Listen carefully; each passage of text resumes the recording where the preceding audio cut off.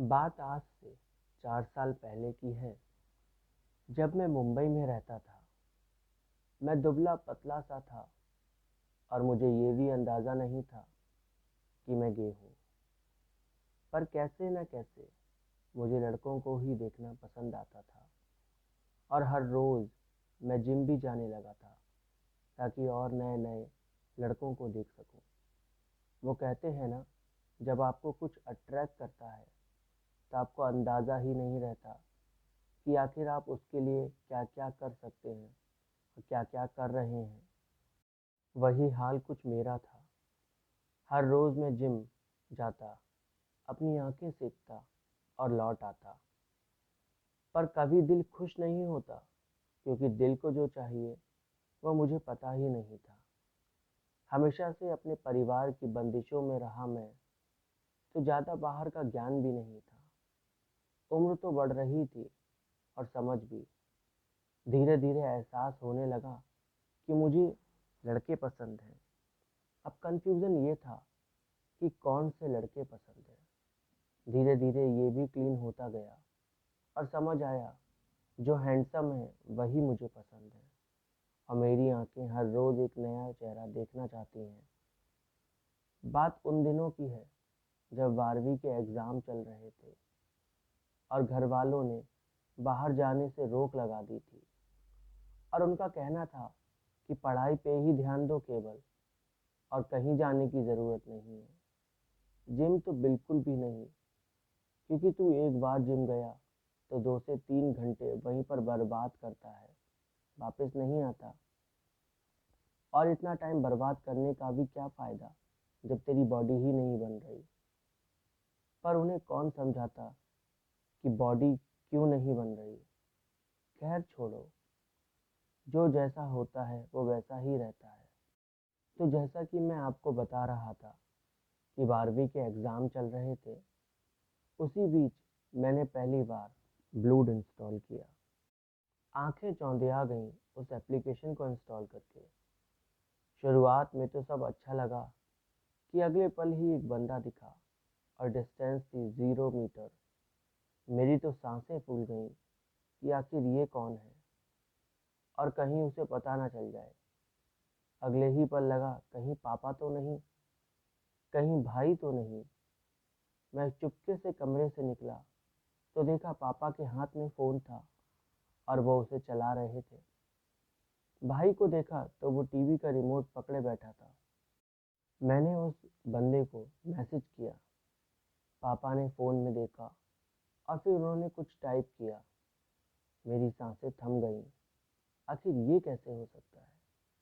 मेरे पापा गे हैं और उन्होंने ये बात आज तक सबसे छिपा के रखी है। पर फिर भी मैं चुप था और बस उनकी ओर तो कभी स्क्रीन की ओर देख रहा था। मेरा फ़ोन वाइब्रेट हुआ। ब्लूटूथ पे मैसेज आ चुका था और मुझ में हिम्मत ही नहीं थी कि मैं उसे ओपन करके देखूं। जैसे तैसे मैंने फ़ोन को अनलॉक किया और स्क्रीन की ओर देखा। मैसेज में लिखा था, कैसे हो, मिलोगे। मैंने कोई रिप्लाई नहीं दिया और एप्लीकेशन को अनइंस्टॉल कर दिया। फिर पापा के पास गया, उनसे उनका फ़ोन मांगा। पापा ने तुरंत अपना फ़ोन निकाल के दिया। मैंने अच्छे से उनके फ़ोन को चेक किया उस एप्लीकेशन को देखने के लिए, पर उनके फ़ोन में कोई भी ऐप नहीं थी। मैंने गूगल प्ले की सारी हिस्ट्री चेक की, पर कहीं भी कुछ नहीं मिला।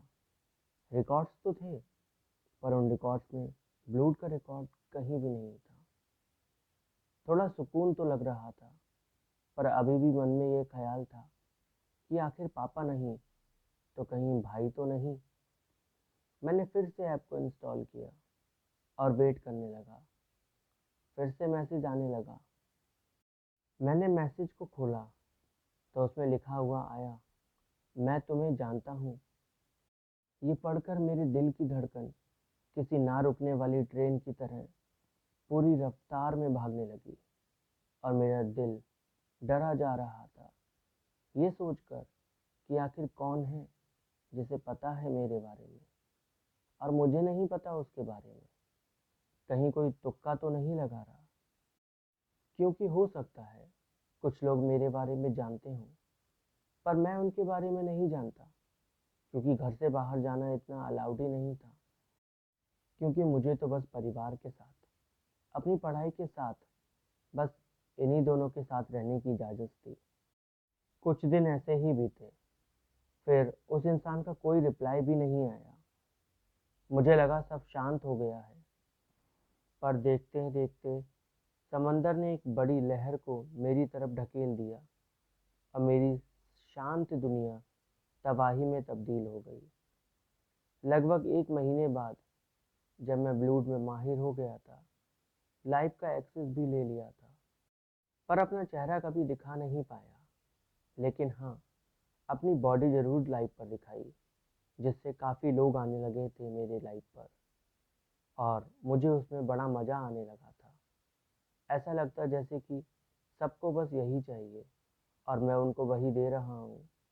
पर कितना मैं सही और कितना मैं गलत, इसका अंदाज़ा ना मुझे था, ना ही आपको होगा।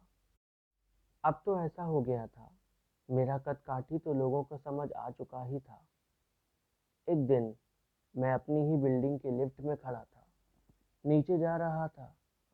मैं 17वें माले से 16वें माले पर आया। लिफ्ट रुकी हुई थी। बाहर कोई लिफ्ट का इंतज़ार कर रहा था। एक अंकल लिफ्ट के अंदर आए। मैं कानों में ईयरफोन लगा के खड़ा था। वो मेरी तरफ देख के मुस्कुराए और कुछ बोले। मैं सुन नहीं पाया, क्योंकि मैं म्यूज़िक सुन रहा था। मैंने कहा, क्या बोले आप? तो वो बोला, मेरे साथ होटल चलेगा क्या? सारा खर्चा मैं दूंगा और तुझे भी रुपए दूंगा। एंजॉय करेंगे दोनों साथ में। बोल। मेरी सांसें पागल हो उठी और मैंने उनसे कहा, भला मैं क्यों चलूँ आपके साथ होटल? मुझे क्या ज़रूरत है आपके साथ जाने की? तो वो बोला, ज़्यादा बन मत, तुझे मैंने लाइव पर देखा है कई बार, बहुत कुछ करता है ना तू वहाँ पर आकर, तो अब मेरे साथ चलने में तुझे क्या दिक्कत है? मैंने गुस्से में बोला, आपका दिमाग तो सही है। वो बोला, चलो मेरे साथ, वरना सबको बता दूंगा तुम्हारे बारे में। मुझे एक पल को तो डर लगा। मैं अंदर से कांप रहा था, पर मैं उसको दिखा नहीं सकता था कि मैं अंदर से कमज़ोर हूँ। तो मैंने उसको गुस्से में कहा, बता देना सबको, किसको डर लगता है?